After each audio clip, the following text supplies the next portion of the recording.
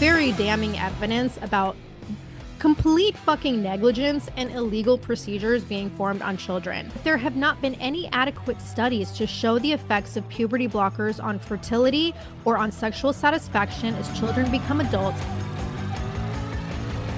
I'm Stephanie Keith. And I am Tara Manjekovic. And we are unapologetically outspoken. Hello, everybody, and happy Friday. So we are actually recording this episode on Thursday, late morning, early afternoon for a Friday morning release. So at the time of our recording, Biden has not yet given his State of the Union address. So we're not going to be talking about that today. And frankly, I'm okay with that because I'm sure it's going to be all about Trump and the MAGA threat to democracy. And it's just going to be another completely hypocritical Dark Brandon speech like his last one. And honestly, like the thought of having to listen to him ramble incoherently for an entire speech is completely unappealing to me. But Stephanie, I have to ask, did you see that he had this recent, like even more bizarre than usual senior moment where he totally blanked out and told reporters that he would get in trouble if he answered their questions? Yeah, I was watching the video and it was like a total Mitch McConnell moment because he was just staring like very blank, like it looked like he was having an episode or something. And I was like, is he okay? Is he gonna like stroke out? Yeah, it was bad. So can you imagine what they're gonna do for this speech? They're gonna like pump him full of adrenaline or something. They're going to have to. And it's like, so if you guys didn't see it, this was on Tuesday and he was doing a photo op and talking about like his new cost of living task force. And reporters started to ask questions. And I was reading this in the Washington Times. He said, quote, "I have a lot of questions. I better not start the questions. I'll get in trouble," end quote. And then he apparently like took a question from the Associated Press and then moved on to a reporter from Bloomberg, but he cut her off and said, quote, "I'm sorry, I'm going to get in trouble with staff if I don't do this the right way," end quote. And like he puts the microphone down and like Stephanie said, he was like a deer in headlights, frozen for like 15 seconds. And the reporters are shouting questions at him. And then he just kind of mutters something inaudible and like leaves the room. And like, honestly, Stephanie, how is he going to get through the State of the Union? Like you just said, how much adrenaline can they possibly pump into this guy to get through the entire State of the Union? And you know it's going to be a total shit show. But I did see that Trump is going to do a live play-by-play on Truth Social while the address is going on. So you know that's going to be hilarious. I love comparing the two because it's like night and day. And it's just crazy. Like I think because he always says like, "Oh, I'm going to get in trouble." Biden says that. And I feel like that's like his safe word. And that's because then his staff, I don't know if you heard them in the background, but they start yelling and they're like, "Okay, thank you. Thank you for coming." And they start like shooing the reporters out. And I was thinking about it. I'm like, could you imagine if Trump's staff did that? He'd be like, "What the fuck are you doing?" Like I say, when I'm going to stop talking, you know? And it's just the whole thing is so ridiculous. And it's actually kind of sad because it's like this poor guy is like, he has no idea what's going on. He's so gone and clearly he's senile and they keep bringing him out there. So yeah, it'll be interesting to see this speech tonight. Yeah, and sad is the perfect word. And if he wasn't so dangerous, if this agenda wasn't so dangerous, I could think it's more funny, but Right. no. Yeah, it's just no, the whole thing's terrible. But Yeah. we're not talking about that today. We're Yeah. going to Fuck talk Biden. about, yeah, fuck Biden. Today, we're going to talk about some equally disturbing things that are going on in the world of the trans agenda. And so, this was like a big deal that occurred this week. There is an organization called the World Professional Association for Transgender Health. And this is a group of doctors and hospitals and critics. And they basically determine healthcare for both child and adult gender reassignment surgery. And this group has like significant include. Oh my gosh, as usual, I can't talk. Fuck me. Will we ever have a single episode where I don't fuck up my No, words? it's like your thing, you know? This Everyone's is what like, oh, which happens word's when she gonna mess up today? No, I'm just kidding. this is what happens when you get old, okay? So anyway, You're so not this that old. Come on. I'm getting there. I'm starting to have my own senior moments, unfortunately. But so this group, they have a lot of influence with like American medicine. They make recommendations to the American Academy of Pediatrics, the American Psychiatric Association, the AMA, and the Endocrine Society. And so on Tuesday, I was reading this in the Daily Caller, but it's in like multiple outlets. And there's a nonprofit research group called Environmental Progress, and they expose leaked documents from the, I'm going to call it the WPATH organization. And it's like very damning evidence about complete fucking negligence and illegal procedures being formed on children. And so Michael Schellenberger is part of this group, and he's one of the journalists that exposed the Twitter files. And he posted all of this on X. And so you can read the actual files, and there are full videos on environmentalprogress.org. But according to the article, there were actually the article showed screenshots of these conversations between doctors, and they were covering for each other. And there's like a process apparently that requires two surgeons to give signed authorization before a minor female can have her breasts removed. And the documentation clearly showed that one doctor promised he would help write a second letter if it was necessary to get approval for surgery, even though he had never fucking treated the patient at all. And the article states, quote, throughout the report and transcript of video meetings, the world's top minds in transgender medicine agree that there is simply no way minors can give informed consent to be placed on hormone blockers, cross-sex hormones, or even surgeries that remove healthy sex organs, such as breasts, penises, and uteruses. So I want to play a clip from one of their video chats because it's really fucking disturbing.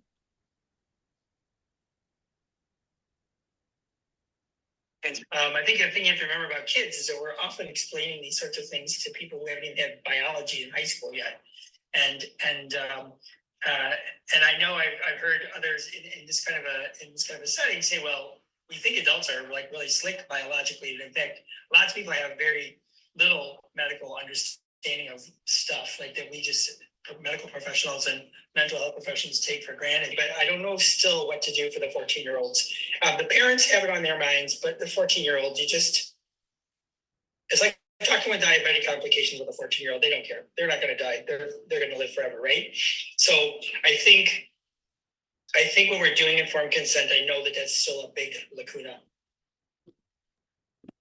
Like, what the fuck? It's crazy. It's crazy. It's like child abuse. And what I want to know is, let's say a 14-year-old walks into a plastic surgeon and says, I want to have a boob job.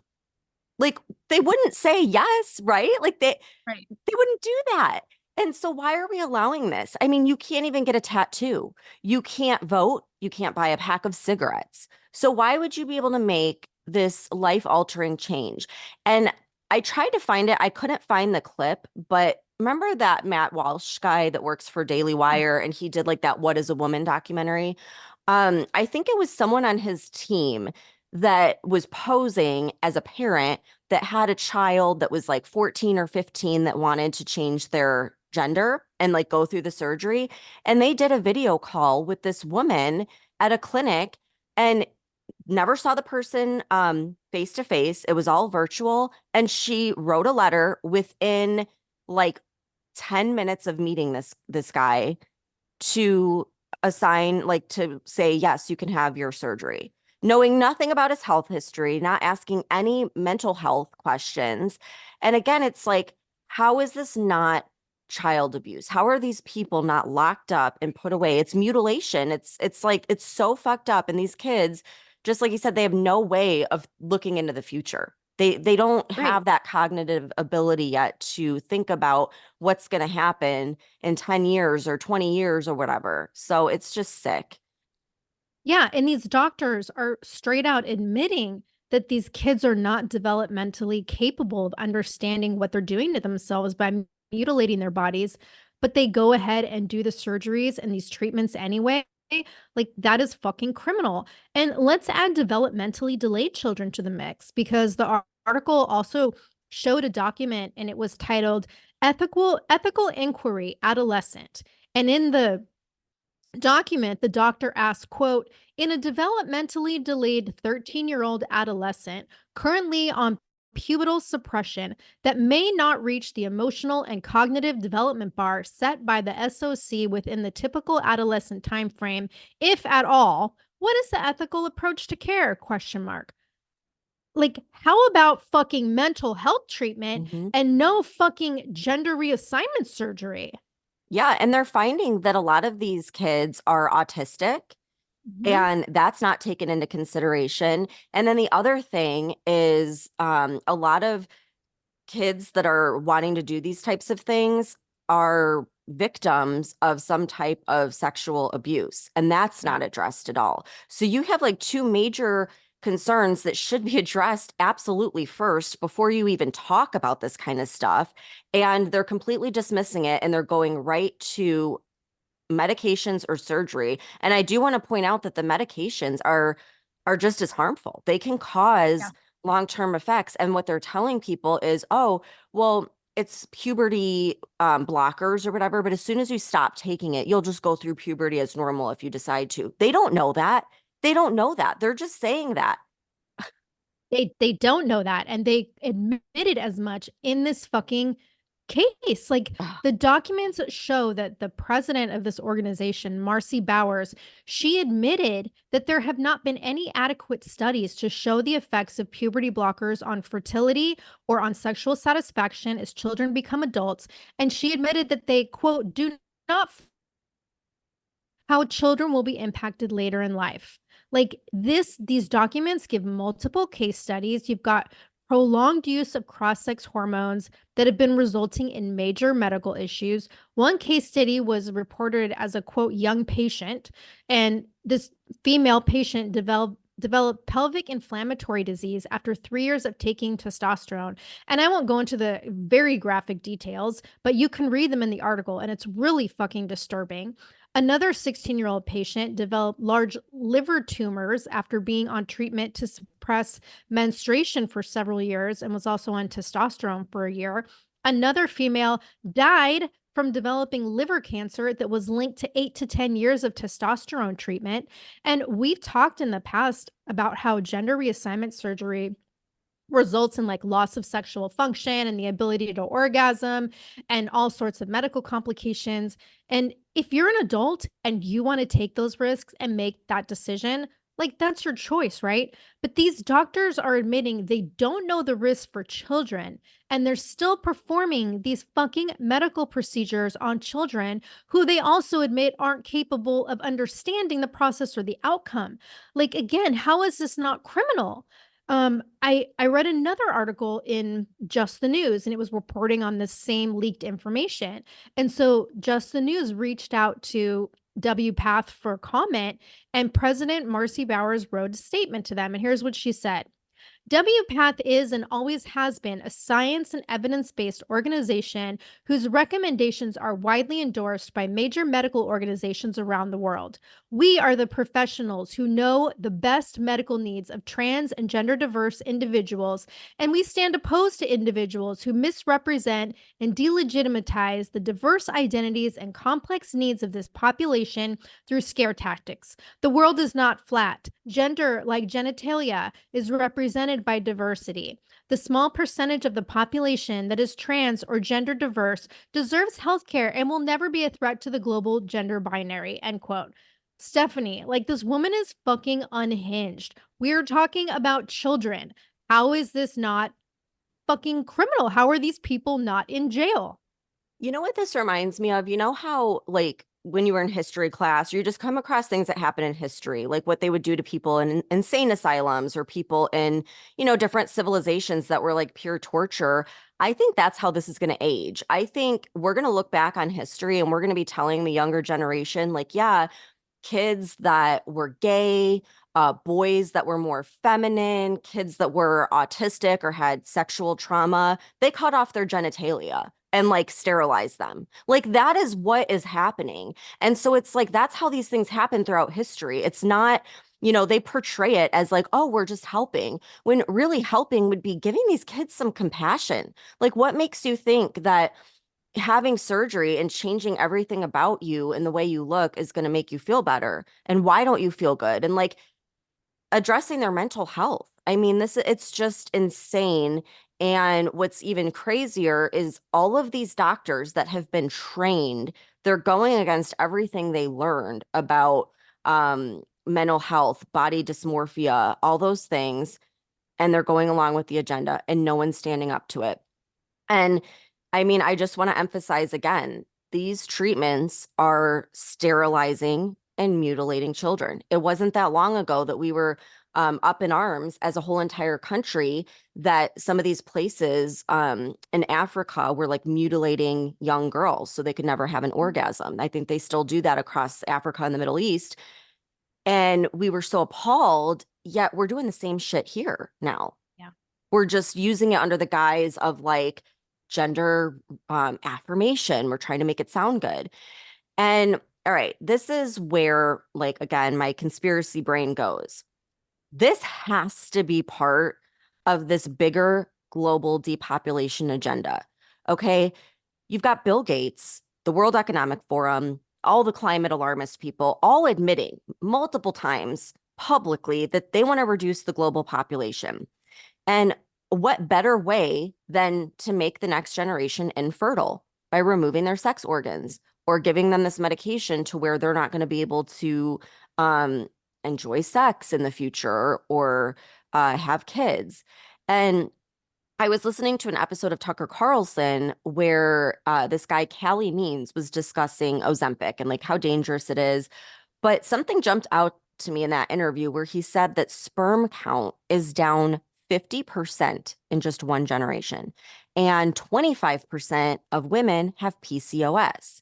And so I was looking up some stats on this, and I saw that in 2023, the World Health Organization came out and they said that 1 in 6 people in the world are affected by infertility. That's staggering. And I know on a recent episode, Tara, you were talking about that chemical that Biden is now allowing to be sprayed on like wheat and oat products, and fertility issues is a potential side effect. So like looking at that, what they're doing with our food, and then looking at this very public push for gender reassignment surgeries in children makes me think that maybe it's not only profit. I mean, that's obviously a motive for them, but also infertility is like the long-term goal of this whole agenda. And so it's actually a great time to be talking about this because D-Trans Awareness Day is March 12th. And the D-Trans Awareness group on TikTok posted that there's a big D-Trans support group on Reddit. And they were saying that in 2018, there were less than 100 members. And now there's more than 44,000. There's more than 44,000 members that are detransitioning because now, they're out of that phase or whatever. They're realizing they made a mistake. That's horrible. That is horrible. And it's crazy because, like you were saying, you're not going to get into the graphic details, but I do think that everyone should go on social media, go on TikTok, start searching D-Trans awareness, and you will see stories of young people that are living with lifelong pain, that need expensive medication for the rest of their lives, that are dealing with unimaginable side effects, and no one is helping them. No one is there to make it better. And it's so sad because they can't go back. Like, there's no fixing this issue. This is a permanent mutilation that you can't just fix when you get older and you're out of this phase. So I think everyone needs to like see that, even though it's hard to watch, to understand what's really happening here. Yep. And then just some other news and the whole like trans LGBTQIA. So in New York, a Nassau County official, Bruce Blakeman, signed an executive order stating that transgender women cannot participate in county athletics with cisgender girls. And so, of course, the New York Attorney General, Letitia James, who's the same woman going after Trump, demanded an immediate repeal of the executive order, stating, quote, The law is perfectly clear. You cannot discriminate against a person because of their gender identity or expression. We have no room for hate or bigotry in New York, end quote. And according to the Rochester First News, Sandra Park, who is the chief of the office's Civil Rights Bureau, she says that the executive order, quote, may result in subjecting female athletes to intrusive and inappropriate inquiries or verification requirements that will harm cisgender and transgender women and girls alike. What about okay, sorry, that was the end of the quote. All right. So what I want to point out though is they're so focused on they don't want to harm the transgender girls, right? What about the cisgender? I hate that fucking word, but what I was about going to say, I the refuse regular to use that word. girls that now have to change in front of a dude that don't have like a place where they feel safe, where they feel comfortable? What about them? What about their rights? And then what about the fact that they're losing scholarships and opportunities because they can't compete with biological males? They just can't. And we're seeing it left and right where they're losing to guys that have long hair and are saying that they're girls. And I think, and I know I've talked about this before, but if this continues, women's sports are going to become obsolete. Within one generation, they're going to become obsolete. And so I don't know why the trans community can't just start their own league. Like, start your own thing, just like the women that worked so hard to create women's leagues. Like, why can't that just be an accepted thing? I don't get it. I don't either. And there's a Christian school in Vermont that recently got banned from state athletics after the coach of the girls' basketball team forfeited a game against a team that had a trans player because he said it was too dangerous for the biological male to be playing against girls. And I refuse to fucking use the word cisgender. It's a fucking Yeah, I hate female, it. and that's all there is to it. So I'm not going to use that word. But what's really sad is like they had conversation with the school administration, with the players, with all their parents. They all agreed they were going to forfeit the game. And then when they do, they get banned from the team being able to play at all against any school. So now the school has filed a lawsuit against state officials, and I guess we'll see what happens with that. But I mean, good on this coach and the parents and the school for standing up against this. But like you said, now the girls don't have an opportunity to compete because they're not allowed to.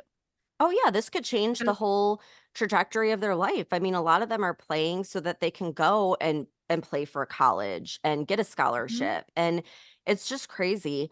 And what pisses me off is I know about all of these different stories. So there's been instances where girls are seriously injured because of, these biological guys that they're playing against. And I also know there's a lot of lawsuits going on, but when I was searching it, just doing an internet search and then also a social media search, it's all censored. The only things that would come up were like transgender and like how bad the right is and how they're bigots. No like news articles, no real coverage on what's happening to these girls throughout sports. And I know the stories are out there and I've heard them, but then they get covered up with all this nonsense. And it's really upsetting.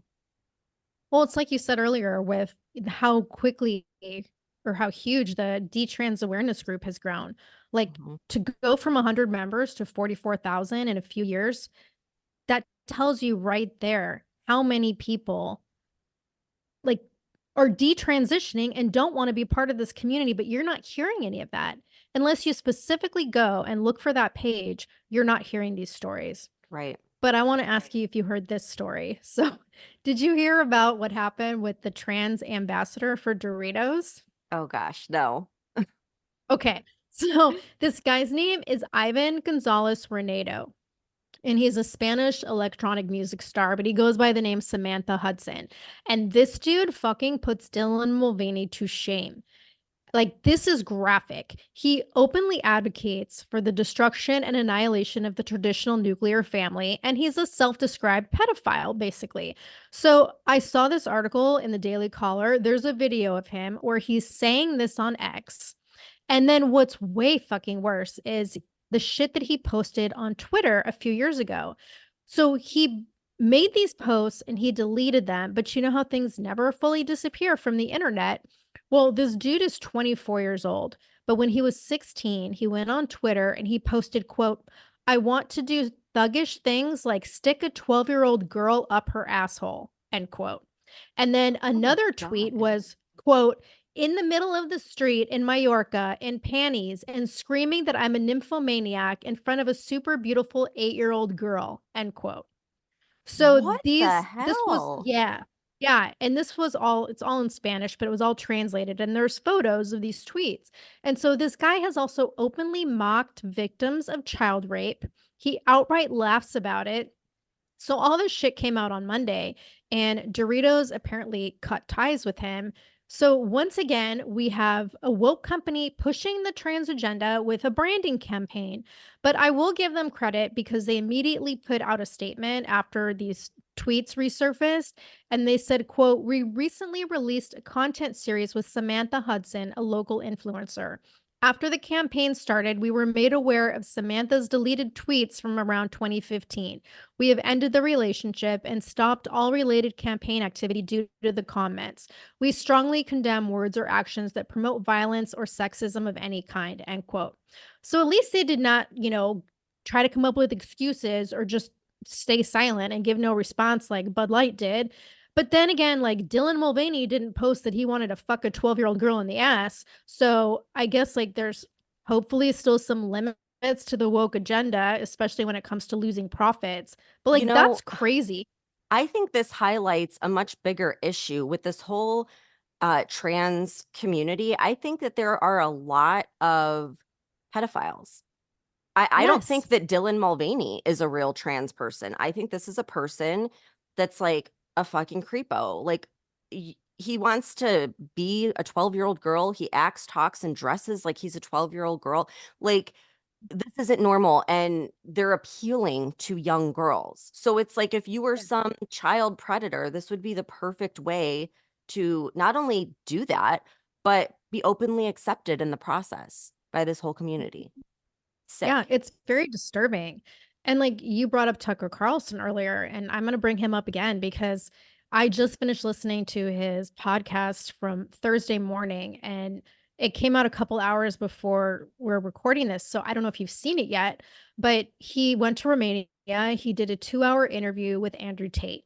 And I fucking love Andrew Tate. And if you guys don't know who he is, go look him up. He's got tons of videos on YouTube and TikTok, but he's basically like a very popular influencer among young men. And women love him too. Like this guy is attractive and sexy and self-confident and wealthy, and he tells men the truth about what women really want in a man, and I will say he is dead on correct with that. But this guy has like very decent morals and values. He doesn't give a fuck what people think. He's become really outspoken, I think, since COVID.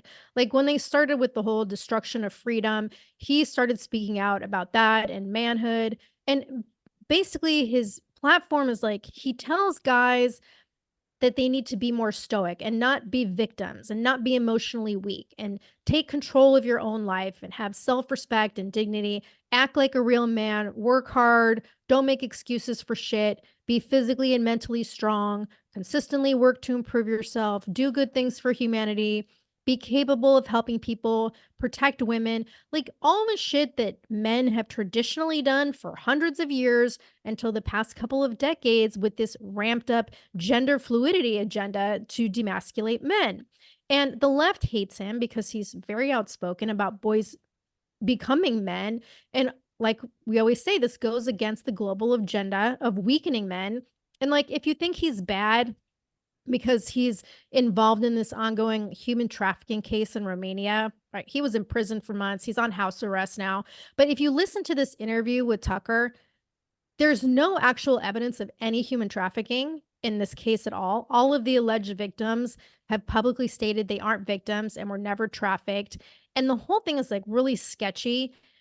And he's an American citizen and a British citizen because his dad's from America, his mom's from the UK.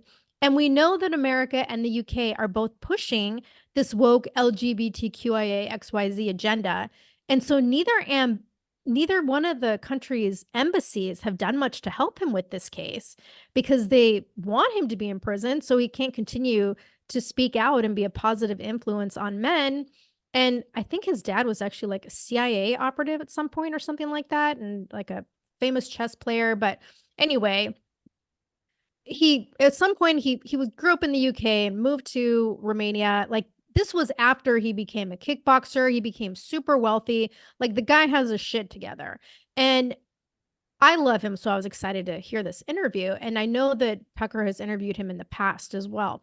But they talked about multiple issues. But one of the things they discussed was this agenda to get rid of manhood through pushing the trans agenda.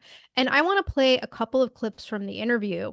And just with this first clip, there's like a slight weird pause in the middle because Tucker's transitioning with a quick break, but it was like 10 seconds. So I'm just going to let it play. It's kind of a long clip, but I think it was a really important conversation.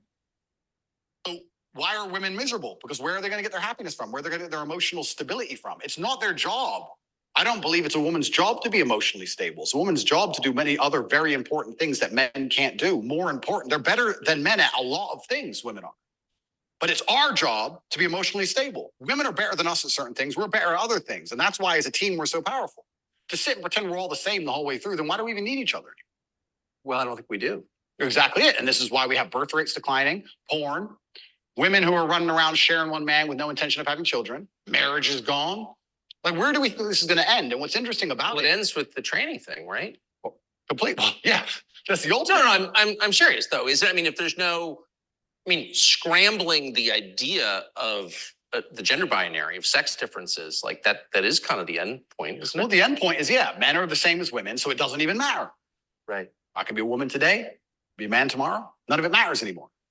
I also think a large part of this transsexual movement, I think a large part of it is a deliberate attack on us and our senses because they're trying to convince us to ignore our eyes. I do believe that is a bottom line. I think the bottom line of slavery are your own senses. Like, no matter what I'm told that it's cold outside, I feel warm. That's the bottom line. So once they can convince you that your senses are wrong, well, then you're completely open to the slave program. Once you can look at something with your eyes and ignore your eyes, you're a prime candidate. So I think a lot of this has also something to do with that. You are going to say that's a girl. That's what you are going to say because you have to. And if you say it long enough, you'll think it. And if you won't, your children will because we'll tell them. So eventually, you're going to say it. Then it becomes true. Then you ignore your eyes. Now you believe anything, right? Till the next thing comes along. Now you'll believe all the people on the jets telling you about climate change. It's all an attack on the senses.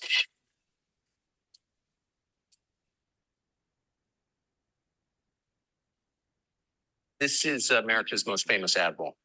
You know, it's such an important issue for our youth and adults. As you said, some of these laws are actually extending into adulthood. You know, we often say that gender-affirming care is healthcare, gender-affirming care is mental health care, and gender-affirming care is literally suicide prevention care. Would that be your view as well? I 100% agree. It's genuinely, I want to actually genuinely give my heartfelt condolences to any young person who falls for this crap, because you're going to be so miserable for the rest of your life. If you chop off your genitals, take a whole bunch of chemicals as a teenager, you are going to be miserable for the rest of your life. Yes. You're never going to be the person you want to be. You're never going to be accepted as that person. You're never going to feel happy inside. If you fall for this, I genuinely feel sorry for you too. That's the first thing I'm going to say. The second thing I'm going to say, I find it very interesting that the only surgery we call affirming is gender surgery. Imagine a girl woke up and said, I was born in the wrong body because my tits are small. I'm a big titted woman, but I was born in the wrong body. I need tit affirming care. I need to affirm my true body shape. Otherwise, I have a mental health problem. No, it's plastic. It looks good, perhaps, whatever. But we would never say she was born in the wrong body and we had to affirm her genuine body experience. Her triple Ds. Yeah. Her triple Ds had to be affirmed. It's garbage. You're not affirming anything. And also, I think it's kind of interesting. They say that trans people commit suicide at a higher rate. That's sad. Nobody should kill themselves. I would hate for anybody to kill themselves. They say that's because they're picked on for being trans. I don't know why anyone's ever had the argument that perhaps they have a mental instability before this trans stuff, and that's why they're more prone to suicide in the first place. Seems like an obvious explanation. Seems like an obvious explanation. I don't think it's normal for anybody to want to mutilate themselves. I think if someone were to come to me and say, I really want to cut my hand off, I would think they had a mental illness. Why? Don't like it. What do you mean you don't like it? I don't like my hand. I don't want it. I would think that's very concerning. So I really, truly feel sorry for any young people who fall for this. I don't blame them. I think it's a massive psyop. And I think if you fall for it, you're going to be miserable forever. And one more point I'll make on this whole thing I found very interesting. I'm a professional fighter, so I spent a lot of time in Thailand when I was fighting. Kickboxing's big over there. And I've always thought, no one's ever mentioned that Thailand has a bunch of ladyboys, right? But if you say to a ladyboy, are you a man or a woman? She goes, I'm a ladyboy. What's that? I'm a man, but I'm a ladyboy. They don't see themselves as women in the real sense of I am female. Right. They don't want to compete against women in sports. They don't want to pretend they can have kids. They don't talk about having periods. They're like, oh, I'm a ladyboy. It's like kind of like an in-between, it's got its own thing. India has the same. Yeah, it's fine. Nobody over there is genuinely arguing that they are actually female. Only in America are we doing that. And that's what's the craziest thing of all. Even if you truly, truly believe you need to change gender, and you truly believe it's the right path for you, and you believe you're not being psyoped, and you believe you're going to be happy, and you believe you need to mutilate yourself, that's all fine. But then to come along with the hubris and arrogance to tell me that I have to pretend you're something you're not. Yes. Biologically. That's right.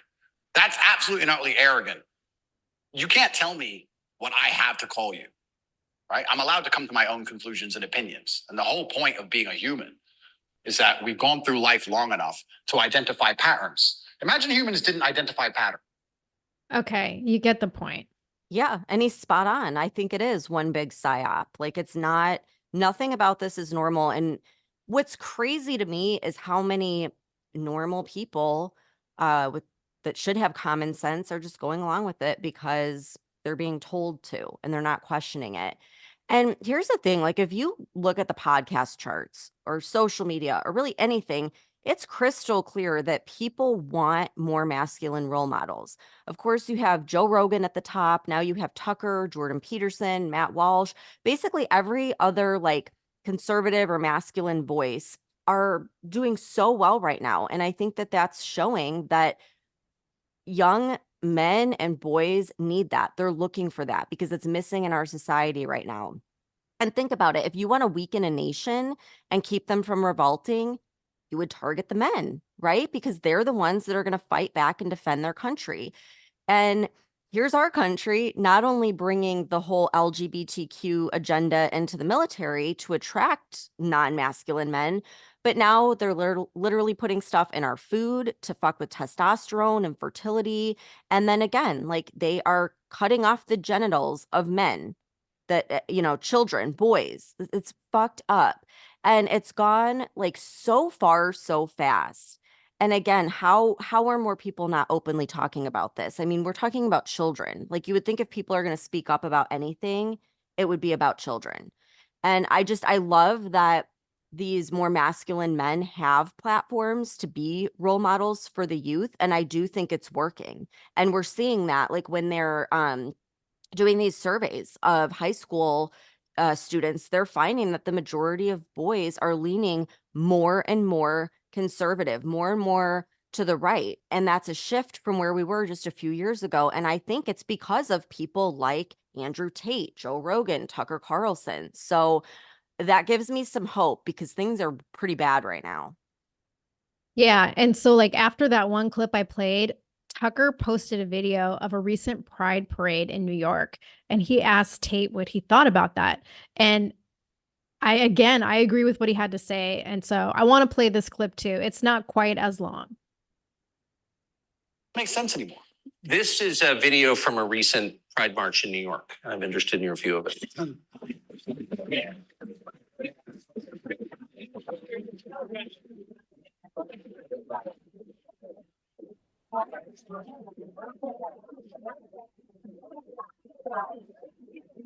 So I have a few points on this. The first point is that it is an unfortunate reality, and I'm not going to be called a bigot. I'm going to talk about the reality that The homosexual community cannot reproduce in and of themselves. So for them to have a community into the future, they do need your children. That's how they think. For there to be a homosexual community in 100 years from now, they need straight people's kids, because only straight people have children. So they're telling the truth. That's the first thing. They mean what they say. The second thing is, I think a lot of this is an attention grab by them. I think they are slightly disappointed in how tolerant many people actually are. I have no problem with gay people. I don't care. I'm gay. Cool. I want to get married. Fine.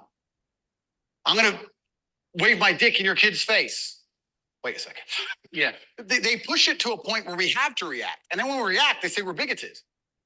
Children are innocent, and destruction of innocence is one of the most disgusting things on the face of the planet. It's terrible if a child is killed in a war. It's terrible if a child's mind is warped by any propaganda mechanism. They're innocent. What I don't understand is why, imagine heterosexual men walked around naked saying we're coming for the children. Well, someone gets shot. Absolutely. So why is it when for you have good reason? Completely. So as soon as there's this sexual orientation, they're completely protected.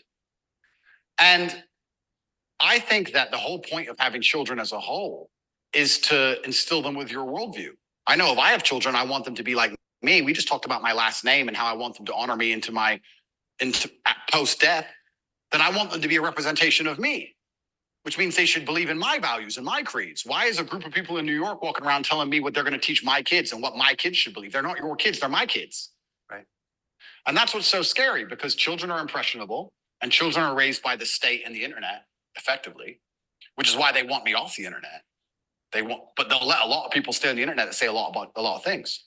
I'll argue that if I was transgender, the American embassy would have told Romania they were bigoted and removed me pretty quickly. I would genuinely argue that point. They would say, no, what you're doing is abusive to the LGBT community. He must be removed from jail. Of course, immediately. Immediately. But because I'm straight and heterosexual, it doesn't matter. We're the class that suffers the biggest bigotry that possibly exists in the Western world today. I would actually argue that point. But they're saying this to be deliberately provocative. They're deliberately trying to upset people. They want to upset you so that when you talk against it, they can call you names and call you a bigot. And also they mean what they say. And it's truly scary. It is. It's truly scary. And if you didn't hear that beginning of that clip in the New York Pride thing, they were screaming like, we're here, we're queer, we're coming for your children. And we've seen clips of that before. It's so disturbing. I feel like we're heading more and more towards this world where parents don't have say over what happens to their kids. They lose all their parental rights. Right. And another thing they talked about earlier on in the podcast was how the trans agenda is related to the migrant crisis. And I'm not going to play another clip because I've played enough, but essentially they were talking about how, the trans agenda and weakening of manhood go hand in hand, because we're allowing these millions of illegals into the country. And now we have this culture of weak men who aren't going to be able to defend the country against a culture of men who've grown up like basically having to fight for their existence instead of having their minds infiltrated with gender fluid nonsense, telling them it's bad to be a man. And so when like the war comes or the famine comes, when they wipe out our farming resources in the name of climate change, who are women going to be looking to lead us? They're going to be looking for men, and there aren't going to be any fucking men. And Tate also brought up how if you look at competing countries, they're still very firm in their gender roles. So he's right. Like if you look at China or Russia, our biggest adversaries all value traditional roles of men and women. They all have very strong, effective militaries. And at this point, we don't, because we've been pushing this DEI agenda that has completely weakened our military. And when you look at that in comparison to the countries that we're on the brink of going to war with, like that's really fucking scary. Yeah, it's pretty alarming. People need to wake up already. It's crazy. Yeah. But since it's Friday and we try to end on a positive note on Fridays, I'm going to end with this because it's a win for freedom. So, the Daily Signal reported that a district court ruled on Monday that the Equal Employment Opportunity Commission violated the First Amendment when they attempted to force religious healthcare workers to provide trans surgeries. So, this was all related to a lawsuit that was brought by the Christian Employers Alliance against the EEOC back in 2021. And it had to do with a mandate requiring employers to pay for gender reassignment surgery and requiring doctors to perform the procedures. And this mandate also demanded that employees and doctors must speak positively about the surgeries, even if they objected to them. So that was ruled, like, the court ruled against it. I'm very happy about that. It's a small win, but You know what? bringing That a does make me feel better, Tara, yes, ending with that. It really does. it's And don't usually you you think that, trying. yeah, don't you think we're going to see more like wins like that? Because, the whole thing I was thinking about when I was doing notes for this episode was back when I was a pharma rep. I remember talking to doctors about this, and it was like this thing where you'd have a group of doctors and they would talk about like how many babies they've delivered like throughout their career.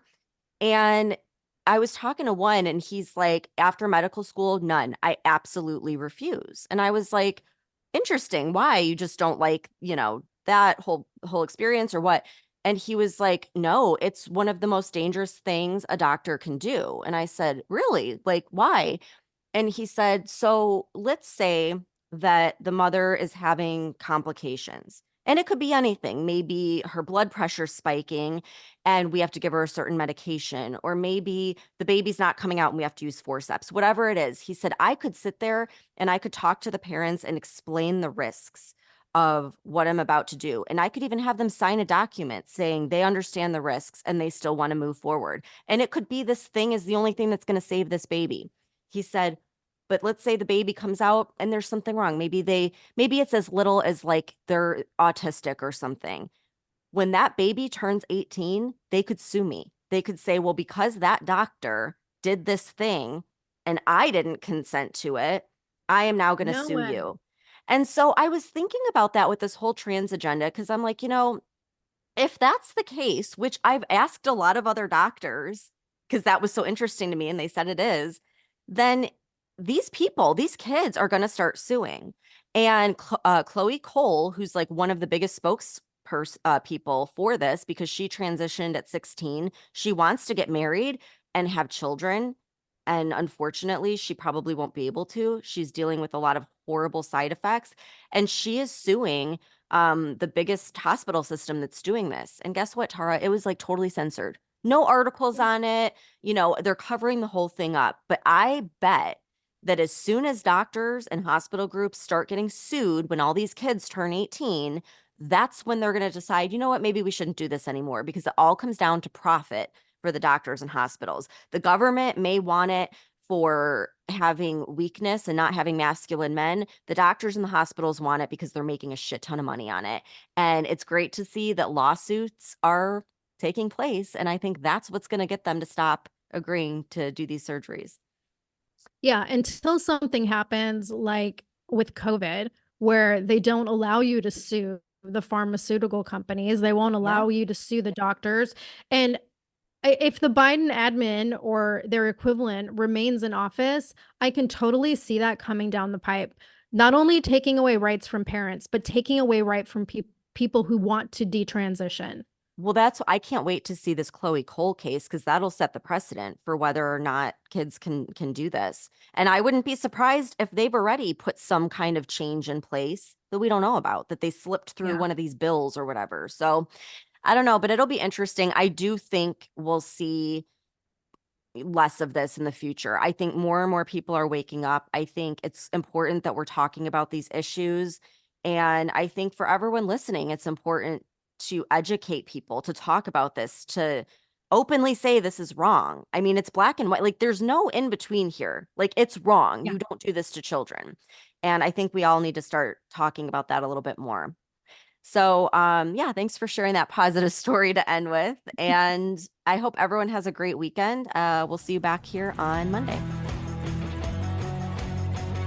If you're sick of all the crazy shit going on in our country and you want to express your support and patriotism for the show, head on over to our Etsy store at UO Patriot Chicks and check out our new stickers.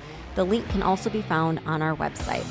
If you love the show and you want exclusive episodes, support the podcast and join the conversation by becoming a member of our Patreon community. We'll be posting weekly member-only podcast episodes and content that isn't available on the weekly podcast. Every Patreon member will also get a free Unapologetically Outspoken sticker and updates about our new sticker release before they're made public. And be sure to follow us on TikTok at Unapologetically Outspoken. And if you haven't done so already, please rate and review the podcast. The more you support us, the more people we can reach. So help us spread the word.